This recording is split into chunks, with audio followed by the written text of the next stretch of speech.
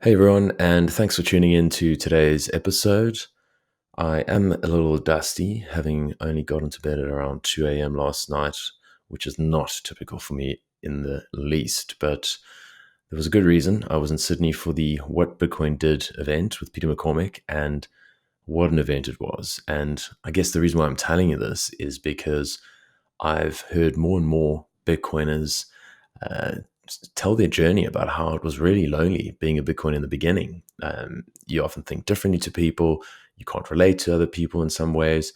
And when you get together with Bitcoiners, you realize, hey, there's people who think kind of like me in some way, and they're also fairly intelligent. So it's really, I guess, reassuring in one sense, but at the same time, so invigorating and stimulating in so many ways. Like I literally couldn't sleep, and it was 2 a.m. and I thought, my God, man, how exciting is this? So yeah, strongly encourage you to go to any event. A couple of events here in Australia. There's a Bush Bash in Murrurundi in November, and there's also Bitcoin Alive in March of next year. So that's for Australia, and of course, there's a ton overseas within the States or Europe. So do yourself a favor and go to one of those if you've never been. All right, so over to today's episode. I have got Jimmy Song, and Jimmy doesn't need much of an introduction, let's be honest. He's a programmer, but more so known as a prolific writer. And we spoke about his fifth book, Fiat Ruins Everything. And I really enjoyed this one because I thought I had some really good ideas and a good framework about some of the challenges with the fiat system, how it skews incentives, etc. But I couldn't always articulate it as well. And Jimmy knocked it out of the park. So if you've ever had any difficulties explaining it to friends or family, maybe you can just send this one on to them because I think they might appreciate it. We spoke about things like food, we spoke about family, also chatted a bit about Binance and crypto. I really think you'll enjoy the episode, and I think you'll hear how I started putting pieces of a puzzle together as we were going through the conversation. Last but not least, I wanted to dedicate this episode to my right hand man, Benny Bitcoin Warburton. He was my 2-year-old King Charles Cavalier dog who unfortunately passed away this past week in a tragic accident. I've been really touched by all the outpouring of love and support from the community. It means the world to me.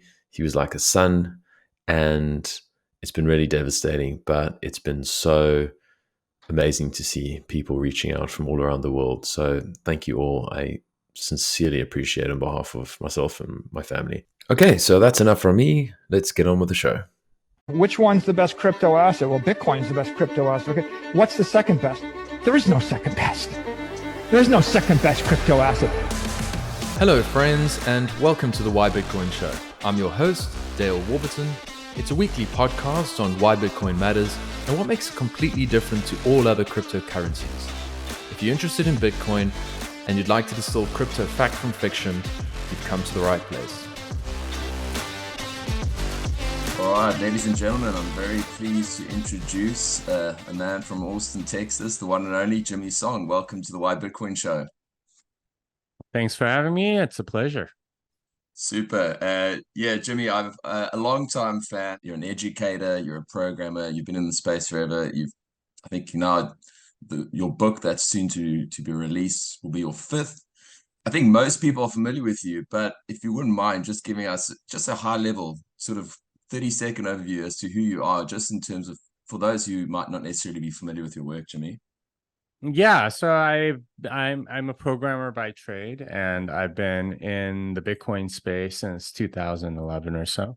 I do write a lot, and I have I also contribute to various Bitcoin open source projects and everything. And the easiest way to describe me is as a Bitcoin expert. Perfect. Absolutely. Okay, super.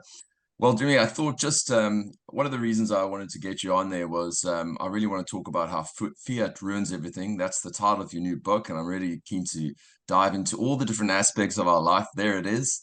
I want to chat about all the different aspects of our life that are impacted by fiat, and I don't think it's necessarily well understood by a lot of people. But given sort of what the show is about, I was wondering if you could give us your sort of overall take on crypto versus Bitcoin. How do you explain crypto as being distinct, at least to people who are kind of new to the space? Yeah, the easiest way to think about it is just to learn about Bitcoin more specifically than quote unquote crypto. Bitcoin is decentralized, digital, and scarce. That's what makes it unique from every other asset that's ever existed in the world. And it's scarce because of the 21 million limit. And generally, when something is scarce, there's a strong incentive to go get more of it. And in particular, with money, which is a commodity that's used as a medium of exchange in any economy, people generally like it better when it's decentralized as opposed to centralized. When it's centralized, the controller of the currency can make more of it, and it means that there's a lot of different ways in which it can get stolen. Now, traditionally, the decentralized scarce money that was used was gold, and up until 2009 all digital currencies were centralized. That is, if it were, you kind of had to choose between decentralized or digital. And what Satoshi Nakamoto introduced was something that was decentralized, digital, and scarce. And that's something that we've never really had before. Altcoins generally are copies of Bitcoin without that decentralized aspect. There is a controller of the currency that can print more of it or do something with it. And that's the main difference, is that Bitcoin is decentralized. Altcoins, or quote unquote crypto, is centralized. And in that way, it's not really different than any other sort of digital centralized thing that existed before. Bitcoin is a real innovation, and it gives us lots of different properties. But altcoins are not anything new, and you can kind of see it because they are continuously creating more of it. Yeah, absolutely. And when you talk about the decentralized aspect, I mean, the one is the fact that you got rulers. I guess with Bitcoin, it's a rules based as opposed to a ruler based system. But do you also think about, when it comes to decentralization, the fact that you can actually run a node? Is that something that's important in your mind as evidence of decentralization? Yeah. So with something like the US dollar, that is centralized and digital and scarce, at least relatively speaking. But the reason why it's kind of sucky as a store of value, for example, is that you can never really verify how many dollars exist. They're constantly sort of creating more dollars through loans and so on. So you have no idea. And, if you're like a Ron Paul fan, you know that the Federal Reserve is not audited. What Bitcoin node software lets you do is constantly audit Bitcoin. You know exactly how many Bitcoin exist at any one time, and all new transactions have to pass certain tests, like it's not creating any new Bitcoin except for particular types that are introducing new coins into existence every 10 minutes and so on. So it's verifiable, and what running your own node lets you do is verify everything. You don't have to trust anybody. And in that way, it's also decentralized because there's no authority. There's no person in charge that's sort of saying, hey, here's how many there are, and you have to trust us. Just what's happened with every fiat currency. Instead, you can verify yourself by running some relatively lightweight software. Okay. Yeah, that's fair enough. And if we were to try, I like to try and steelman, my opponent's arguments as much as possible.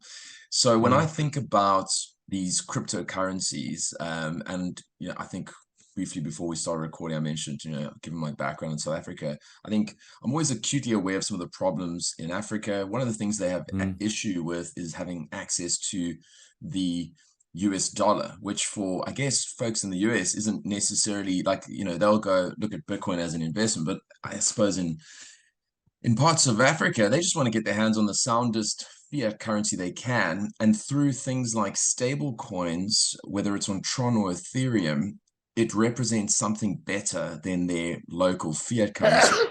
Bless you. Thank you. That is one of the things I grapple with, and I tend to struggle with when people say, well, if shitcoins are so useless, then explain to me, the stablecoin side of things.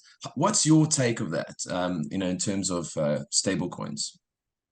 Well, I think stable coins are not really altcoins per se. They're substitutes of the actual fiat underneath currency, right? So when you're talking about Tether, for example, it has many layers of centralization, not the least of which is the company that runs Tether. If you it's at their pleasure that Tether is convertible to US dollars. And generally, if you do that, it has to be in a certain quantity and you have to go through a bunch of KYC checks and so on.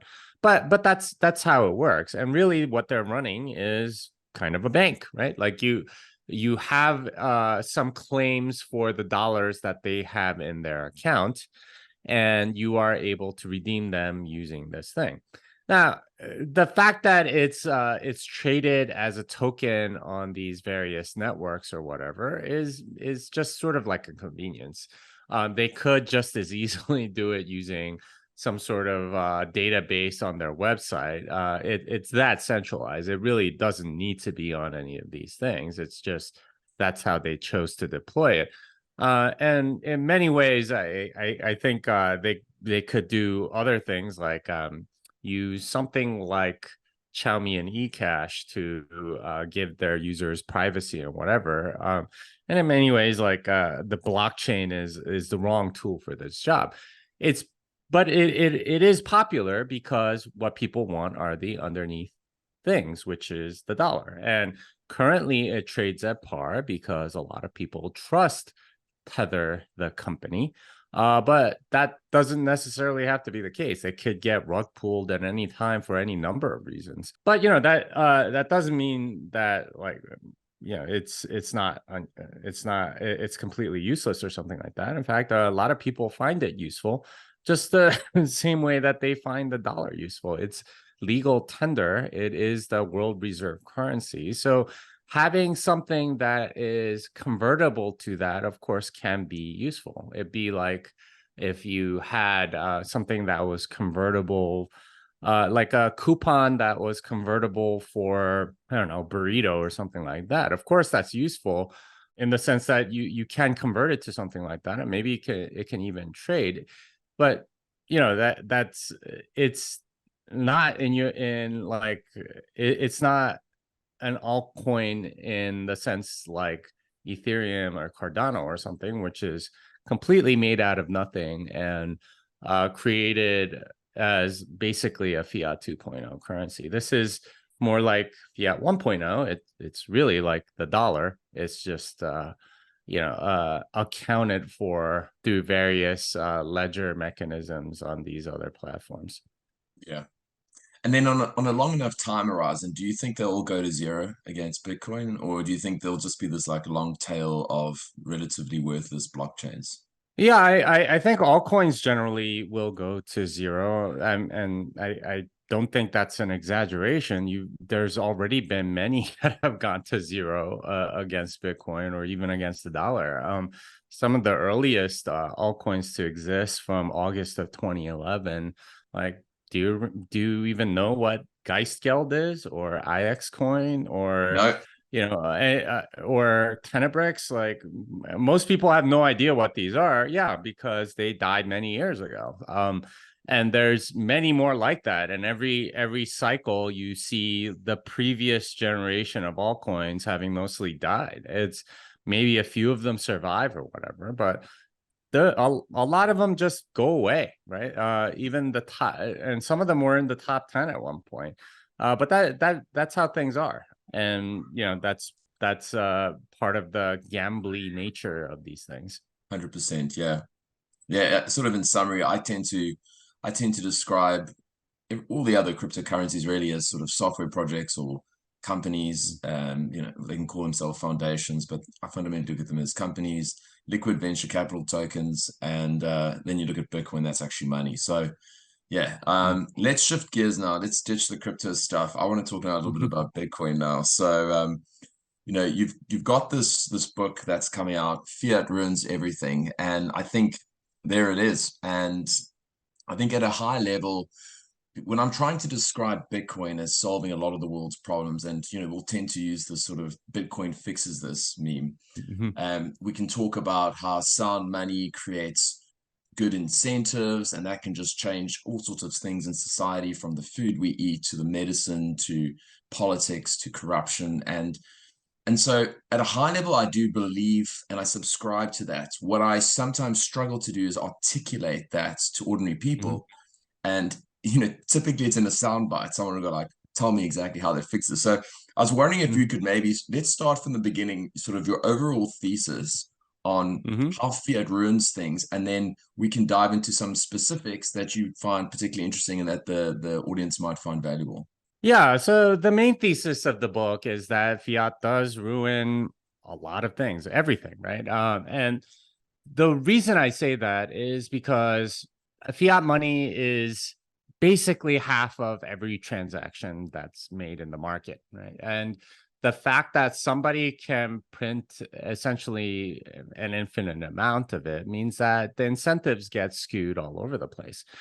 And when you say something like Bitcoin fixes this, it's not so much that Bitcoin is so virtuous and wonderful and causes everything to become right as a result of Bitcoin. It's just that fiat is so awful that oftentimes just removing the awful thing is all that's needed to fix it. And really, Bitcoin gives the opportunity for the awful thing to no longer be there. It's kind of like changing your diet, and maybe you were eating a lot of sugar and smoking and doing all kinds of bad things to your body, and then by changing the diet you stop doing those bad things. Well, that's most of the benefit, right, is Mm, in getting rid of the poisonous stuff.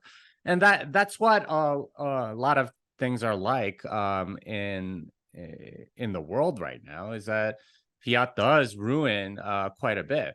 There are a lot of specific things that I point to in the book, but I've organized it into 4 different layers. So there's the individual layer, all the incentives at the individual level that are altered as a result of the existence of fiat money. Then there is the company level, and unfortunately, that's how we're organized right now. It used to be by family or tribe or something like that. It's now really by company. It's it's the first thing that anyone wants to know when they meet you is so what's your job? What do you do for work? And that in itself is sort of like a hint at the corrupt incentives at that layer. But company level incentives have been altered completely because of fiat money. And then you got nation state level. And this is probably where it's most obvious, because wherever you live, there's some central bank that controls a lot of economic stuff happening, and they are able to print money on behalf of the government. And finally, there's the global level, where we now live under a dollar hegemony because the dollar is the global reserve currency. And that changes so many incentives at the global level. And this is why the US is just so dominant in world politics. So those are the 4 layers at which I talk about fiat ruining different things. And almost all of it comes down to the fact that somebody can print this money and is constantly stealing in some way, shape, or form. And that's the premise of the book. yeah. So when I describe sound money to people, I say, look, I look at money as a proxy for your stored energy. And if Mm, somebody else has the ability to create more bits, create more units in the system, then it actually is devaluing your stored energy, which is devaluing mm, you. And so you want mm, to store your energy in something that actually is finite in supply and that grows in purchasing mm, power over time. Let's perhaps jump into an example. I think because mm. I understand that are you a carnivore, full on carnivore? Yes. Yes. Okay, cool. So let's talk a little bit about food because when we look at, I don't know if you've seen those Mm-hmm. pictures from sort of like 1950, and then you kind of look at a beach, in sort of Mm-hmm. 2020, and you just look at the Mm-hmm. bodies, and this Mm-hmm. the shapes are just completely different. And yet the funny thing is, back then they were eating lots of red meat. They were eating, they had sort of full fat cream, and they were cooking with proper sort of tallow and ghee and Mm-hmm. all sorts of stuff. And then we have Mm-hmm. this sort of like seed oil sort of Mm-hmm. pro-inflammatory side of things. And it's just like Mm-hmm. we've got endless amounts of information about what it takes to lose weight and to be healthy. Mm-hmm. And so maybe let's like unpick the sort of thread of food and health, and how you see Mm-hmm. sort of how fiat has played a negative role there. Okay, well, so let's start with the sort of like the unspoken third party here, which is the giant agricultural companies that create a lot of this food. And this is something that's common in almost every industry in the fiat world, which is that you have maybe four, five, six large players that determine pretty much everything. And at least as far as food goes, there are giant agricultural companies that control a lot of the food supply. So, how did we end up there? So, let's think about that for a second. Under a fiat money standard, what you get is enormous advantages when you are a very large company. So, if you are a mom and pop farm, you are not going to be able to compete against a giant ag company. And why is that? Well, the giant ag company gets access to commercial loans. They can go out and buy out a lot of farms because they can bring consumption forward instead of out competing the smaller farm. They can just buy them out, and that's what we find is that most farms these days are giant corporation owned farms, and the smallest farms in the United States are still like millions of dollars because it goes towards the companies that have that have size. And this is a dynamic that we see in the fiat world, is that if you are a certain size, you get access to the commercial loan market. You get access to lots of different loans and stuff like that. So you can grow very, very large. Now, what do you do with that size? Well, Sorry to interrupt, Jimmy. What about mhm. subsidies too? The government Yeah, can yeah. actually say, "Oh, we prefer you, and so we want you Mhm. to focus on that." Yeah. Sorry, please carry Yeah, on. well, so when you have access to all this money, what do you do with that money? Well, part of it is exactly like what you said. You can lobby Congress, you can lobby your government, and get laws passed on your behalf. Think about it. If you're a mom and pop shop, you don't have a budget to go and lobby your government. You're too small. But at a certain size, it starts to make sense because you spread the cost of lobbying over all of the different units that you have. So you're a much larger entity, you can afford to spend it. So you get laws passed on your behalf that favor you specifically. So, in the US, for example, it's illegal to sell raw milk, right? This is one of the stupidest things that I can think of. Like, it's two people that voluntarily want to buy and sell. It's not addictive or anything. It's just something that they regulate. So pasteurization, sort of like food, in the name of food safety, you're not allowed to buy certain things that the government determines is unhealthy for you. The other thing that they can do with all of that money is, like I said, buy out their competitors. But the main thing that they do with all of that extra money is scale, because, of course, they are interested in profit. Now, scale can be very good because you can cut the cost of any innovation over many larger units. So, if you can figure out some way of producing a lot of something with like an expensive machine or something like that, that's generally will lower the cost of something. And particularly in an inflationary environment, cutting costs is a constant battle, because the amount of money you're able the amount of real money that you're able to get for your goods is constantly being debased, right? Like, so, but consumers don't want to pay more money. There's a phenomenon called sticky prices. If you see the same good for a larger amount in the grocery store, people don't tend to want to buy it. In fact, they will switch brands and so on. So there's enormous pressure to lower costs, and scale kind of helps with that. But it also makes it so that the technological improvements often aren't enough. They've squeezed out all of the scaling benefits. So what do? Well, they have to start messing with the ingredients. They have to start making things cheaper. And this is indeed why seed oils and sugar have become so prominent, because those are much cheaper than animal fat. They're much cheap, like doing commercial farming, where you're monocropping and stuff like that. That's much cheaper than raising them up in a much more holistic environment and so on.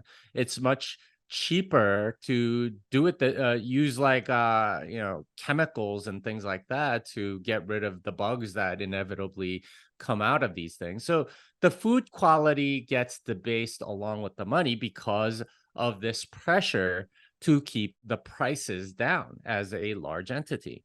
So of course the food has become debased, and indeed, like the government kind of gets involved through with all of the regulation and stuff like that. And a lot of these food companies will support research supposedly showing that fat is bad for you, and that high cholesterol is bad for you, red meat is bad for you, because these things are expensive. So they want an excuse to make their costs cheaper. And of course, this has indeed been the case. Sugar is an extremely cheap product and very easy to scale up. So they've made that a staple, as are seed oil. So a lot of unhealthy things have gotten into our food because of these giant corporations need to continuously debase their food product to keep profits and to keep up essentially with the debasement of the money, and not cause sort of sticker shock in their customers. And yet, despite all of that, food prices have still been going up, and that tells Yes. you like just how badly the debasement is. And from a classical inflationary perspective, the best currency currently is the US dollar. And the data that we have on the US dollar goes back to something like 1959, the M2 money supply, which is a measure of all the money that exists. In 1959 was $289 billion. It is currently around 21 trillion. It's increased by a factor of 70 or something like that, over the past 74 years or so. And if you annualize that, it ends up being about 7%. So the real inflation rate, the real amount of debasement of the US dollar has been about 7% a year. And this is the best currency. If you take all of the fiat currencies and weigh them based on how much of it exists, and look at the global end too, it's more like 14%, which is even worse. So one way to think about it is, if you're thinking about something like food, it's been debasing at 7 to 14%, or minus whatever technological like beneficial scaling improvements that they've been able to make. And you can imagine, even as a very large company, that is a lot of freaking pressure to constantly get 7 to 14% of efficiency, or less cost every year, just so the price can stay the same. And of course, that's not happening, not anywhere close. So they have to debase the food. They have to take shortcuts. They have to make the product worse to sell it at the same price. And we get this illusion that things are getting, maybe a little bit more expensive, right? The CPI is 2% or something like that. That a little bit more expensive, but that the quality is the same. The quality is nowhere near the same. Quality is what gets sacrificed, and that's the dynamic we have, not just in food, but in all kinds of things. As the money debases, generally everything else debases along with it, which is why I say, if fiat ruins everything. Well, yeah, that's true. To touch on a couple of things you mentioned there, raw milk is illegal here too, by the way. So if you want to if you want to purchase it, you got to buy bath milk, as if you're going to go buy like 200 liters of bath milk and soak yourself in there. And yeah, it is interesting what you say is how there is that sticker shock aspect because the food is also one of those. I mean, food and energy are two of probably the most important things for us. And there is almost this expectation of affordability. And so when I had a look at a full chicken the other day, and it was like it was less than $10 Aussie, so whatever that might be, sort of $6 or $7 US. And you think to yourself, how the hell do you raise and feed something and and have this process for 6 or 7 US? Do you know what I mean? It's just like obviously the economies of scale have gotten so big. So, well, what shortcuts did you necessarily have to take along the way? And then if you think, well, we also know that CPI is just like it's a manipulated government statistic that probably in the sort of, 60s included, whether, it was grass-fed beef and you could probably have like filet mignon and whatever else. And now it's just probably ground beef, corn-fed. And that's sort of the substitution. And even despite that, you're still seeing prices doing what they're doing. Yeah, no, I think it's a very interesting articulation of how fiat has ruined the food and then necessarily our health. What's your take on things like, the quality of goods? Like I remember my gran used to have this fridge, and I swear to you, this fridge was 50 years old and was running like a bomb. Yet the quality of products today, is just so inferior. And is this also just speaking to the debasement of the money and constantly having to make compromises in the quality of the actual end product? Yeah, the thing is, when the money is debasing, when it's getting worse, people will take almost anything, almost anything. They won't demand quite as much from the market, and this is a dynamic that happens because they don't value the money nearly as much. They don't think it'll keep its value, so they will instead buy something. If your money a year from now is going to be worth 7 to 14% less, then of course you're going to be more inclined to spend it now. If you find like a decent deal and not like a great deal, you're going to buy it. And manufacturers have sort of keyed in on this, and they know that they don't need to deliver very good products into the market. In fact, it's often a waste to do a great product because then they're going to not appreciate it, right? Like you could debase the product and still sell a lot of units, so why bother? And that's indeed the specifically in appliances and stuff, people are much more high time preference, right? The people buying the refrigerators, think about who they are. It's often like builders or something for a new home, and you need to put in a new fridge. They don't really care that it's not going to last past 10 years because you put it in there, you sell it, it's no longer your problem. So for them, it's more important to be like kind of superficial about it. And, for a lot of consumers, they can't afford a $2,000 fridge. So what are they doing? Well, they're getting debt to finance this stuff.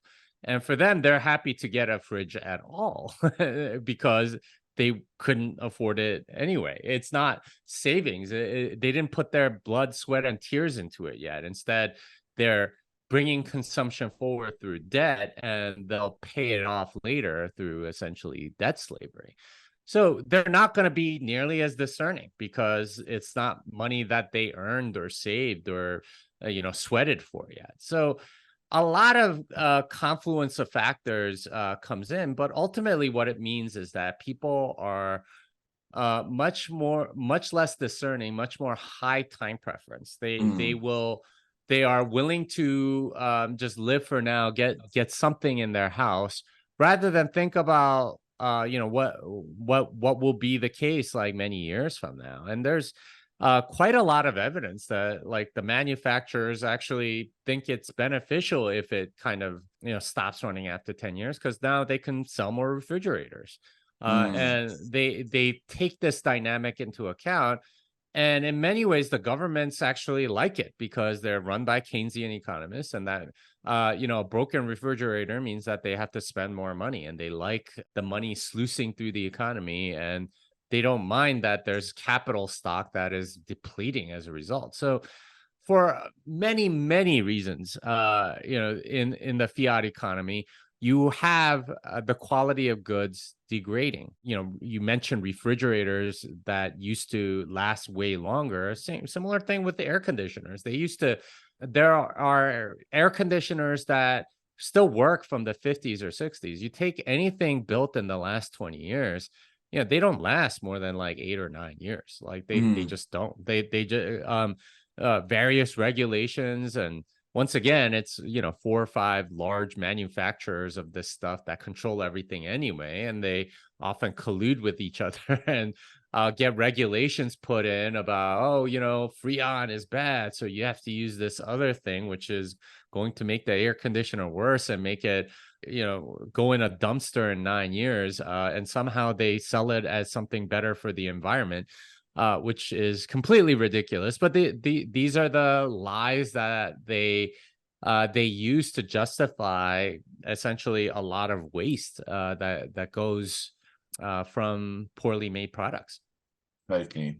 It seems now, and like I'm starting to be able to put the pieces together even more clearly in my mind now, is that fiat money leads obviously to high time preference thinking, which funds, which essentially fuels consumerism, that consumerism mindset. Because what's the point of saving your goods, your money? You might as well spend it on stuff.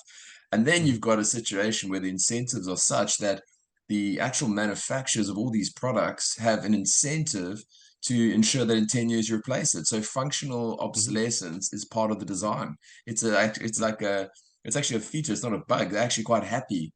They don't want something that actually lasts very long. It's the same reason why Apple, they keep upgrading and they keep bringing new and new products, but they'll change something really small that makes it incompatible with the previous one, like the old chargers story and that kind of stuff. So, those are all the little sneaky fiat tricks that I see.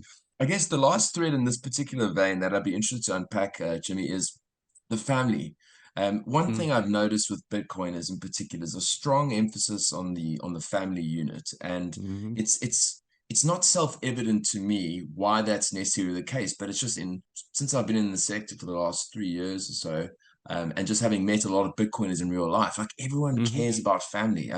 Talk to us a little bit about sort of that relationship between, I guess, fiat money, the breakdown of the family unit, and maybe why Bitcoiners care so much about family.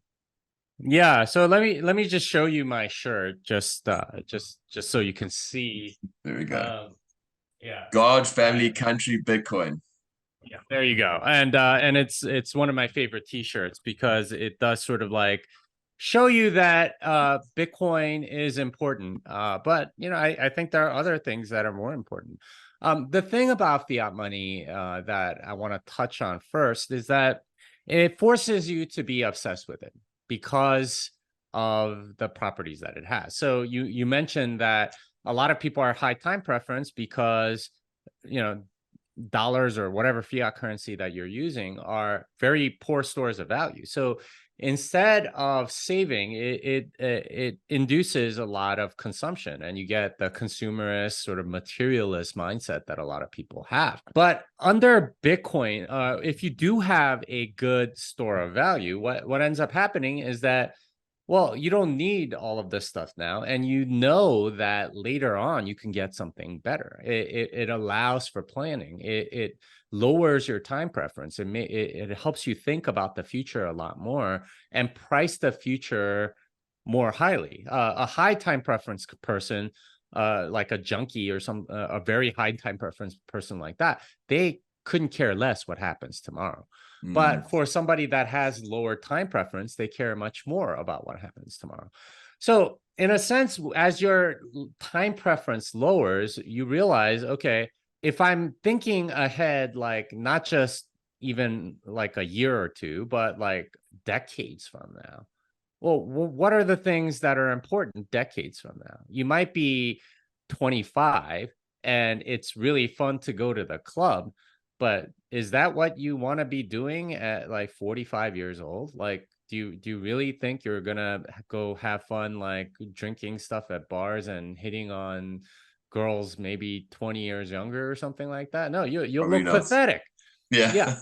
And the conclusion that most people come to, and for good reason, is family. Is like that. That's the thing that gives a lot of life meaning, because you have this ability to think about the future in a way that's multi-generational. And you talk to any old person, for example, after my parents, for example, they're in their 70s, and they live in a retirement community, not like a nursing home or anything, but they live in a town that's all people that are over 50. They have their own houses and stuff, but they talk to a lot of people, and turns out that there are some pretty well off, well accomplished people there, right? Like these are former doctors or lawyers or politicians and stuff like that.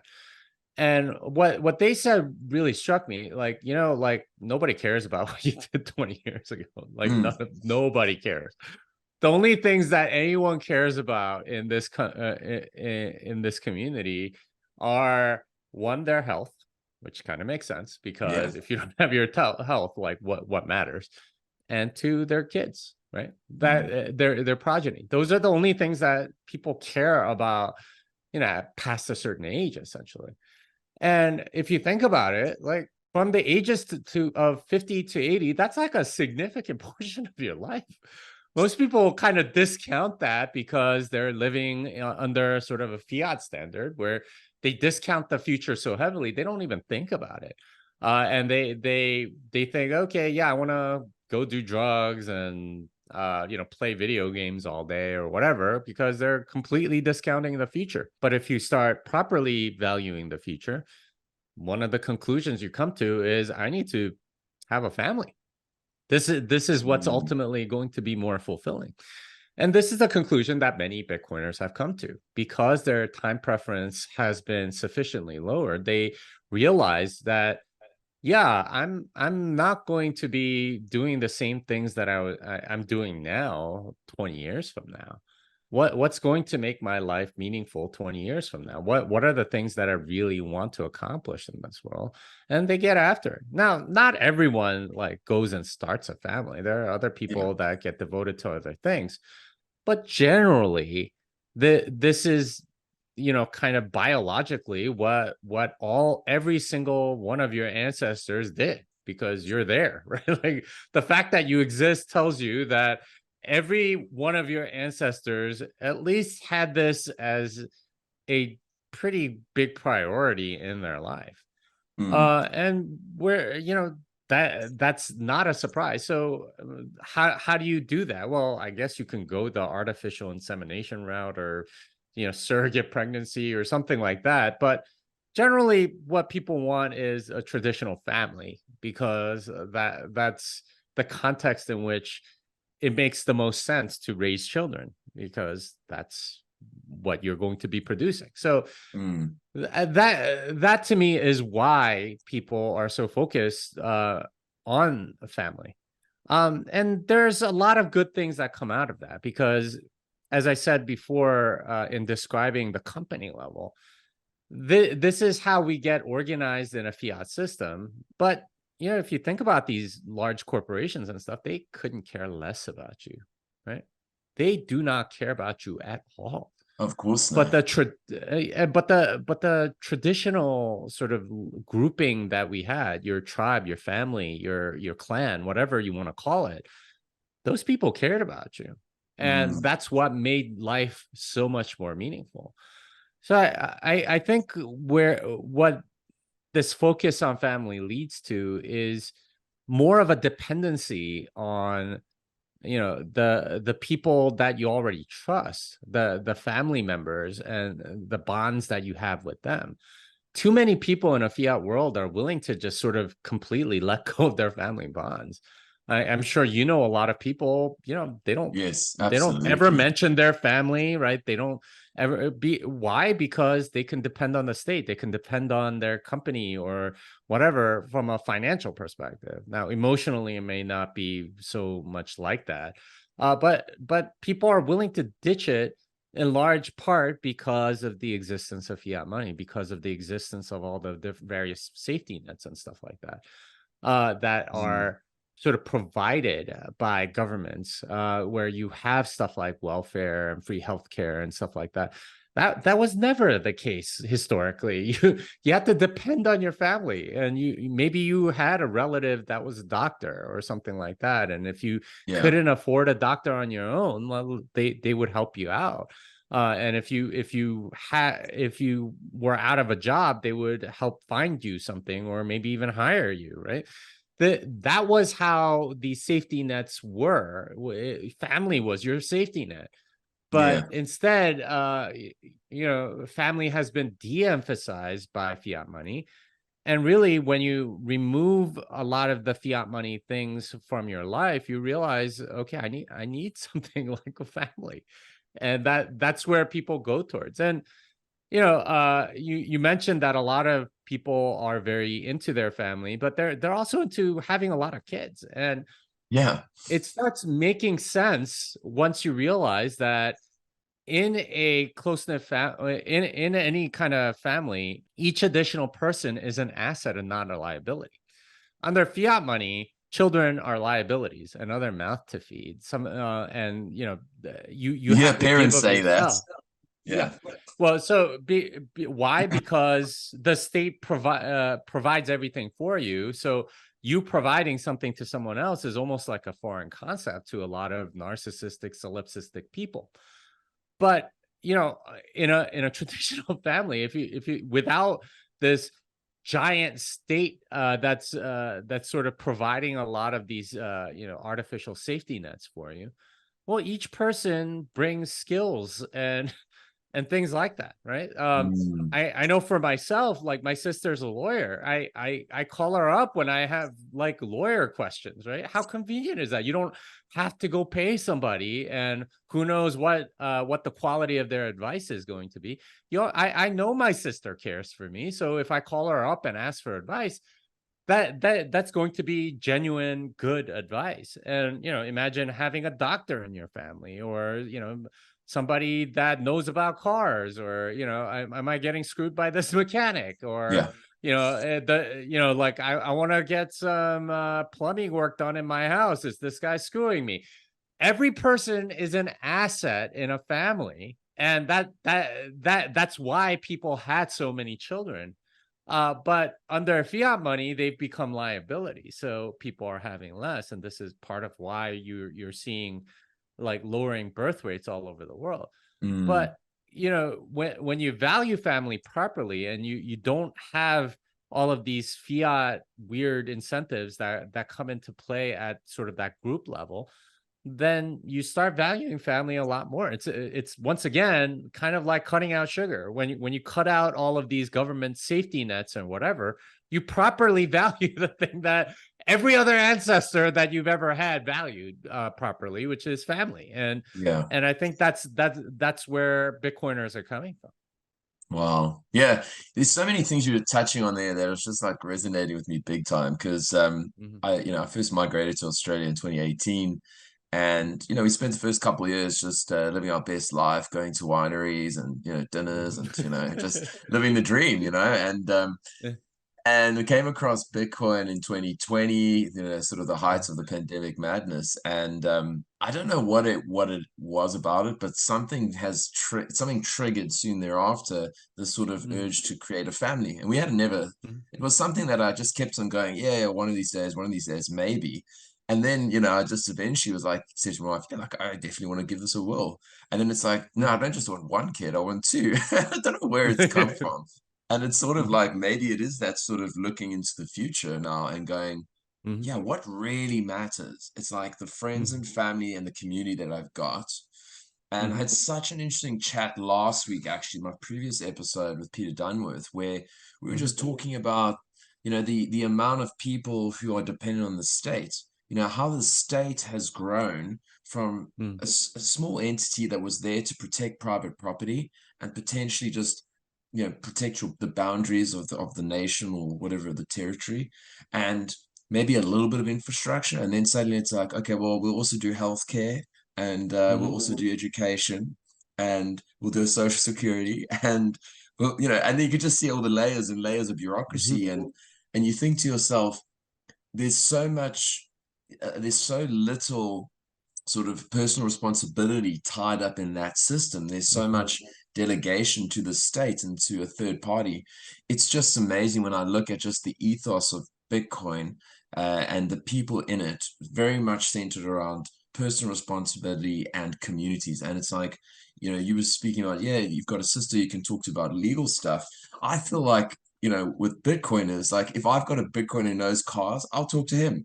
I trust him like much, much more than I trust any other mechanic with Hmm. respect. So it is quite amazing how that all ties together there. And yeah, actually, it has been really revealing and sort of just starting from the beginning and just following the Hmm. thread because, yeah, particularly on the family side, it seems as if there is definitely this at least push, and without getting too conspiratorial from the sort of three-letter agencies of the world, whether it's the WEF or whoever else, to try and say like there's something wrong about having big families. We need to, I mean, first we've got to stop eating beef as a start, but we should have bugs, and then yeah, just stop producing Hmm. kids. You'll own Yeah, nothing, you'll and be happy. well, so I outlined that on the chapter on families. Actually, Fiat the basis families is let me see, what chapter did I put it in? But it's definitely there. That is chapter 8, Fiat the basis family. So Okay. I go into exactly what the conspiracy actually is, and you can trace it all the way back to the Frankfurt School, which is a particularly virulent form of Marxism. I think a lot of people would call it cultural Marxism. That spread from the city of Frankfurt in Germany. So the main point of it was right around that time there was a crisis in Marxism because Marx had predicted at that with his work that you go from feudalism, you go to capitalism, and then you go to socialism and communism. And he described each transition, and he told people this is what you should watch out for. And the transition from capitalism to socialism was that capitalism would fail, that there would be an existential crisis essentially, and people would rise up in a violent revolution, and then socialism would come into play. And then eventually that would lead to communism, which is workers' paradise. So the thing for those Marxists right around the 30s was there was an existential crisis in capitalism in a lot of these places. So particularly in Europe, you had hyperinflation in Austria, in Hungary, in Germany, and you didn't see socialism rise up. You had the Great Depression in America, and lots of currency crises all over the place, and socialism. There wasn't a violent revolution. So what's going on? How come this isn't happening? So the Marxists weren't going to give up Marxism, right? It's like, oh, this proves Marx, so I'm not going to believe Marxism. That's not how they work. And they sort of latched onto something that Marx had sort of said offhandedly, which was that the family was sort of like an enemy.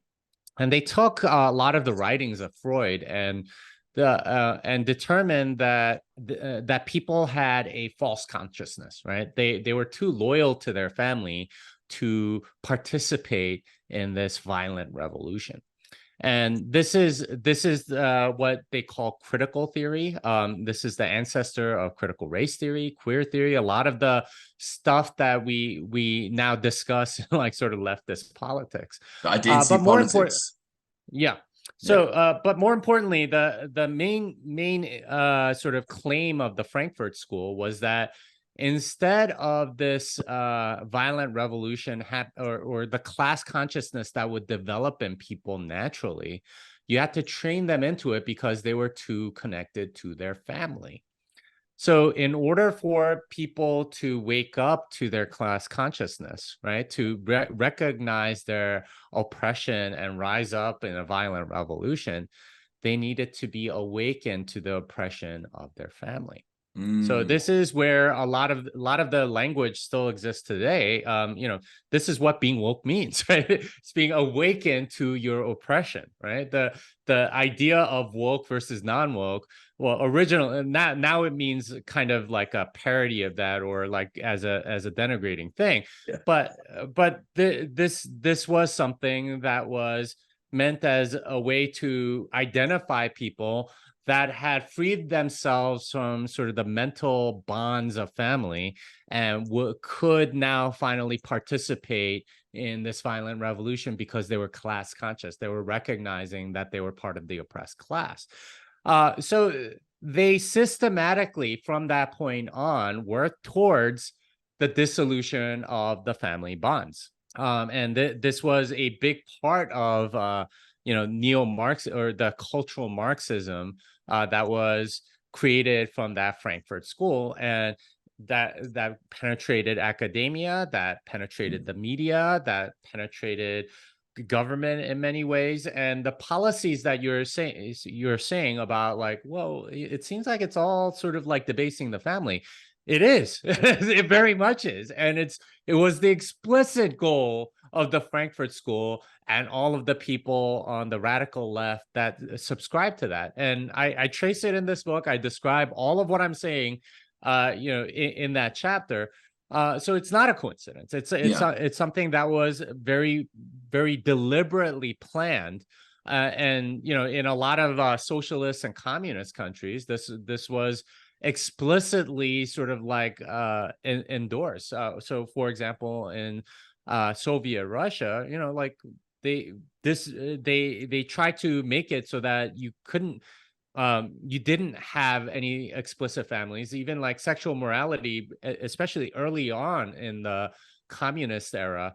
They didn't have family. They were like, you can have sex with whoever they want, and they realized that it caused social chaos, so they reinstated some of that later.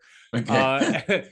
And there were many things like that in various countries with the advent of the Frankfurt School, and it continues today. It's the dissolution of the family, the undermining of the family, the debasement of the family is an explicit goal, so that the Marxists can usher in socialism. And it's not a coincidence that a lot of these types are saying, we're coming for your children. Like it's part of their philosophy. It's very much a part of Marxism.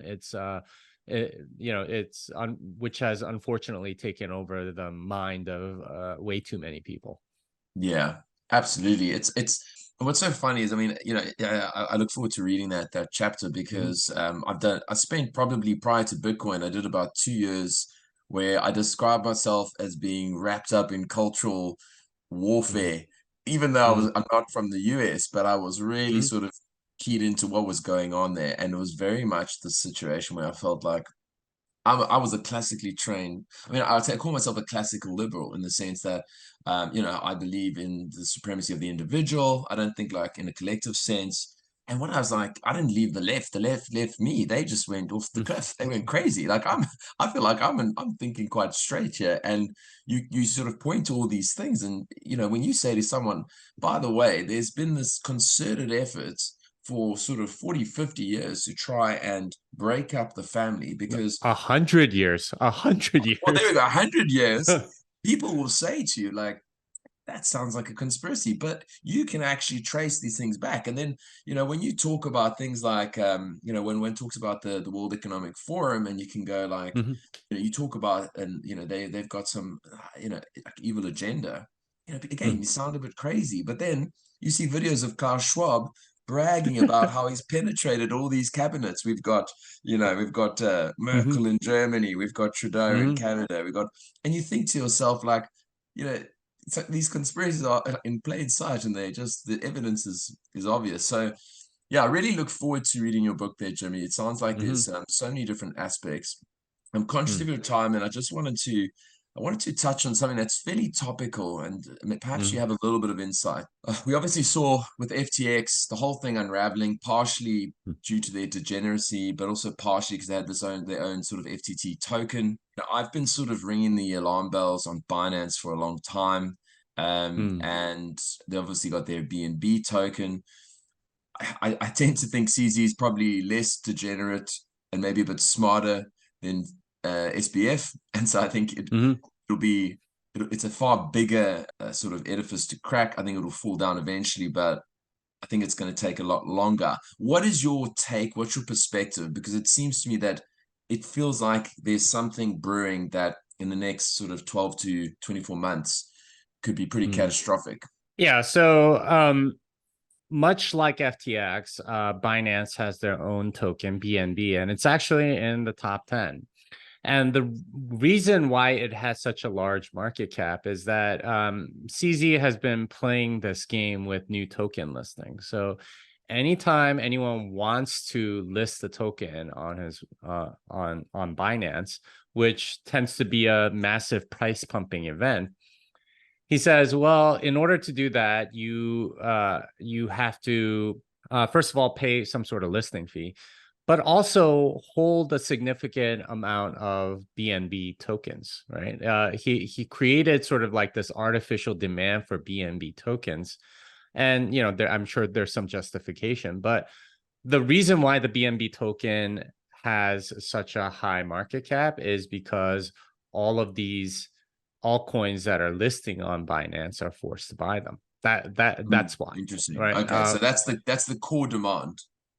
Yeah, that's the core demand, and it's his thing anyway. So he looks like he has a lot of money, and the reason why he's getting in trouble is that he's taken out a lot of loans against his BNB stash. It's a coin he made up, and he's creating this artificial demand by using it as sort of like listing stuff, and as a result, he's gotten a lot of these loans. So I think that's what's getting him in trouble, is that he's been spending money like a drunken sailor using the loans that he's able to get on, because he doesn't want to be selling these tokens because that'll cause the price to drop. Mm, Instead, he does what every rich person does in any fiat endeavor, which is instead of selling it and getting hit with capital gains taxes and all that stuff, just takes out a loan against whatever property and uses that money instead. mm, And this is also why I think BNB token, as it goes down, it gets defended so heavily on Binance, because there's a liquidation point for the loans he has, but not just him, probably the company and many others. So there's a natural interest for him to defend that peg. But as with most pegs, it only lasts until it breaks, right? It's gradually then suddenly. So it's kind of what happened to FTT. I think Sam Bankman-Fried had like a similar mechanism going on over there, mm. and he definitely took out loans against the FTT balance that his company held, and so on. And that was also why he was spending money like a drunken sailor. So I suspect that the same dynamic will happen. It's just that CZ has been running this scam for longer, and he's been able, and he wasn't quite as profligate, I guess, as Mm. SBF. But I think, yeah, I think the collapse is inevitable, and we'll see exactly how it ends. Totally. Yeah, absolutely. Like one of the interesting things I tell people was during my time working in shitcoin media, Binance was one of our biggest sponsors. So whenever there was a red flag, I would try and run a story on them, and it was like, no, you're not allowed to. But I've been watching them closely, and to your point, I don't think CZ is quite as much of a reprobate as SBF, and I think him and the sort of all the folks who are sort of hyped up on Adderall, I think got over their skis very quickly. Whereas I think CZ's a little bit more smart. I think you could even say he thinks like the art of war, that kind of stuff, Sun Tzu. So maybe he's smarter, but I think what would have been smarter, and I saw this tweet the other day and I thought it was actually genius, was like, all these crypto people need to do is just not take out leverage. That's all they need to do. Is just keep their shitcoin casinos alive and literally don't take out leverage. And that's all they need to do to become mega wealthy. But unfortunately, the high time preference thinking sort of permeates their brain. They want more and more and more and more.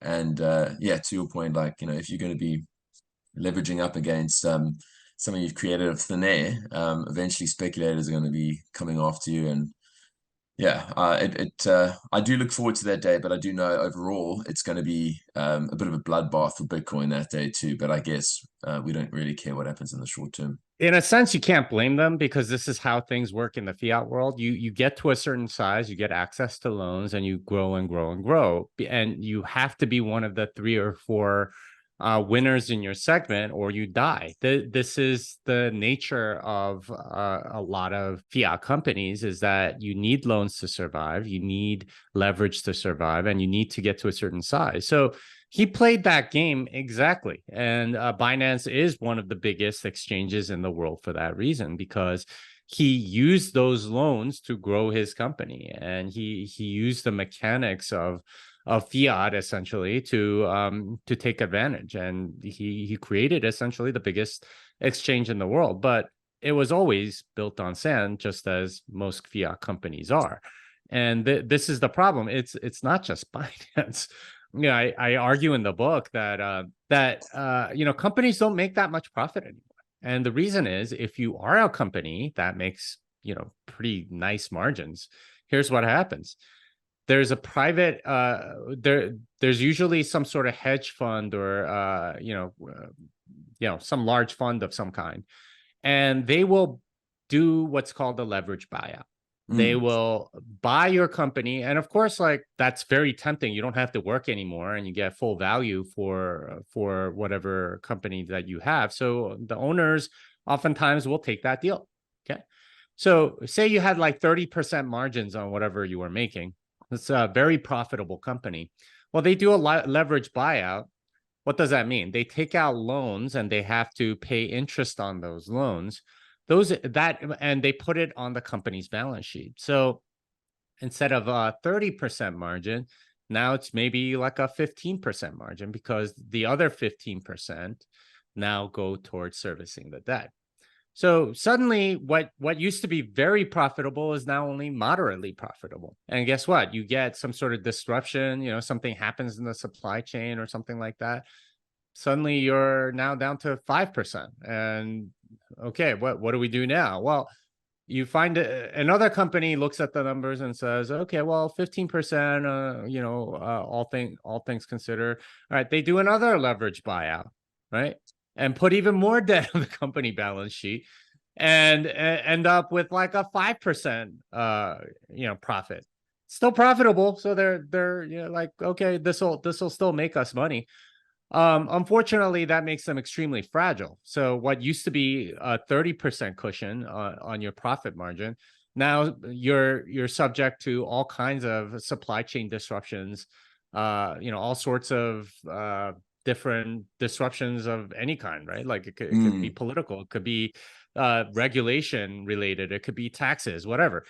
And then next thing you know, you don't have a profit margin anymore. In fact, you're starting to lose money, and loans can tide you over for a time, but this is how you die, right? Yeah. And and this is not an unknown sort of way for companies to die. Toys R Us was bought by Bain Capital with a leverage buyout, so they used to have pretty decent profit margins, but Bain Capital, with their leveraged buyout, put the debt on the Toys R Us balance sheet. So suddenly their profit margin shrunk tremendously.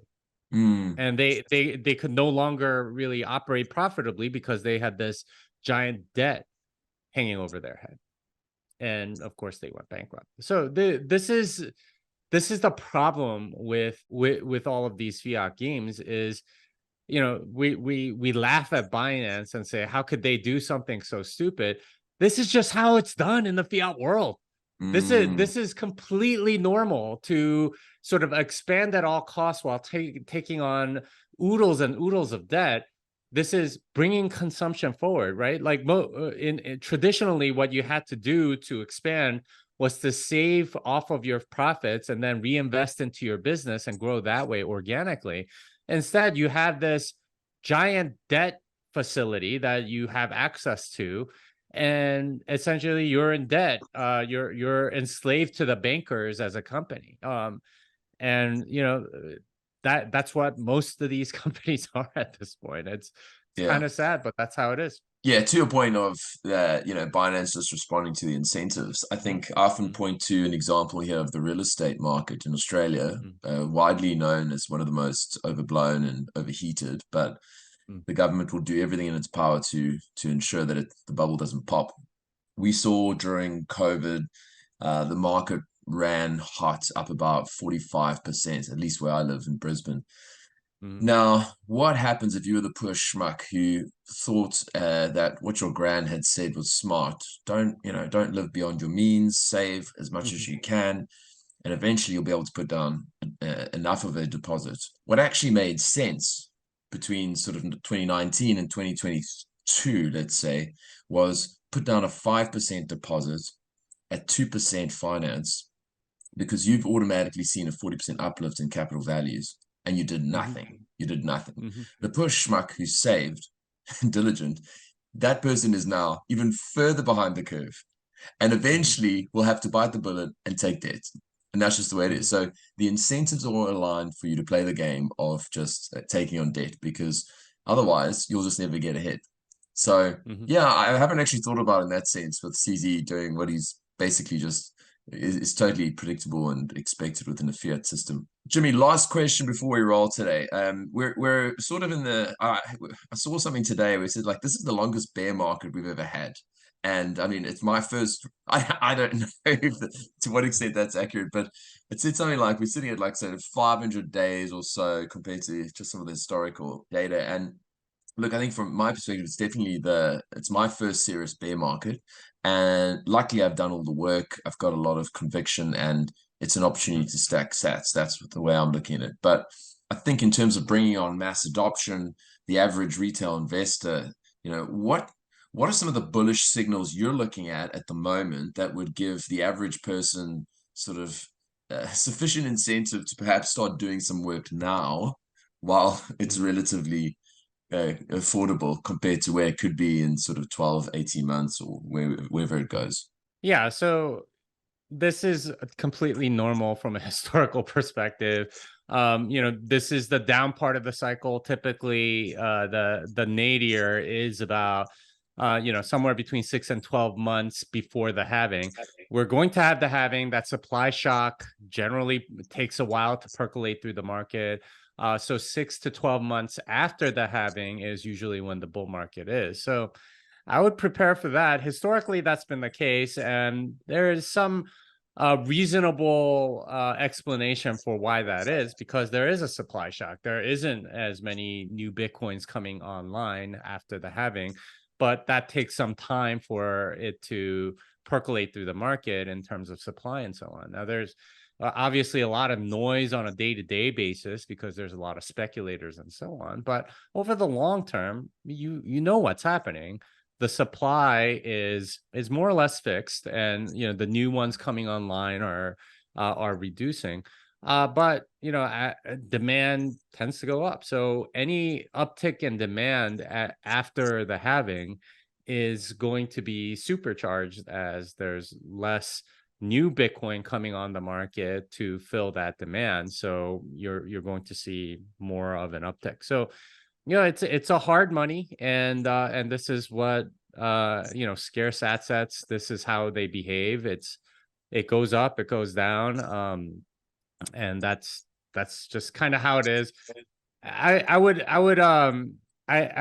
caution thinking too much about global adoption or things like that, because in a sense, a lot of people make a fetish out of that. And from my experience, the people that stick with Bitcoin, the people that are what we call diamond hands, right? The real holders, the holders of last resort.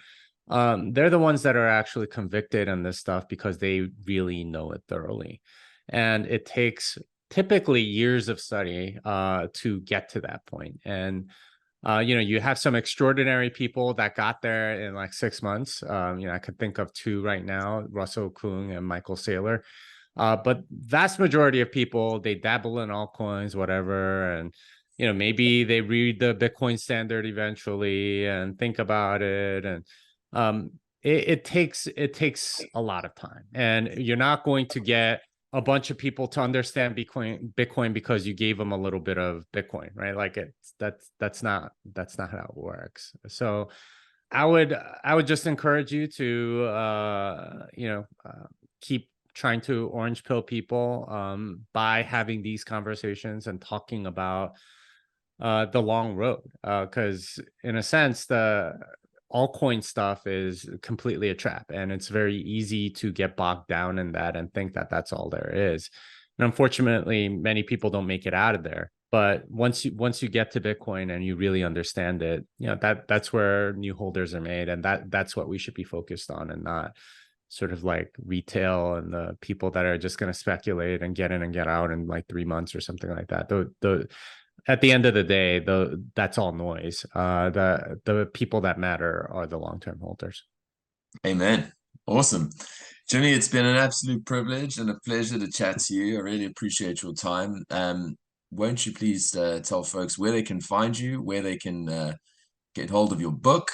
I know sometimes in Australia things are a little bit slow here in terms of getting access to some of these things, but perhaps just share that with the audience. Yeah, so fiatruinseverything.com is where I will be marketing this book. As of this recording, which is September 5th, I'm still running a crowdfund until September 6th. So I'm pretty sure this will air after September 6th. So the website will probably have links to stuff that you can buy, but it won't be part of the crowdfund. Now, as far as the where you can buy it, it's already available on Amazon in the United States. I suspect that since it's probably print on demand or something like that, it's probably available in Australia. I'm not entirely sure, but the ebook will be out regardless in the next few weeks.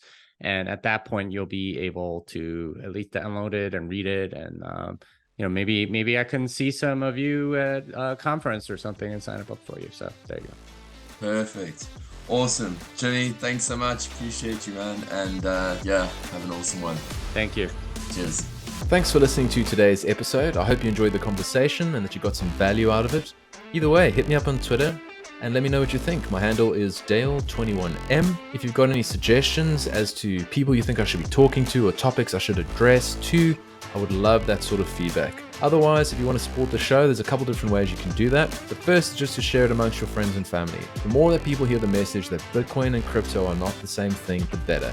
And I want to help people understand that. The second thing you can do is give me a 5-star review on whichever podcast app you're using. Of course, that's only if I deserve it. And last but not least, if you want to stream sats my way via the Fountain app, I'm not going to say no, but it's not expected.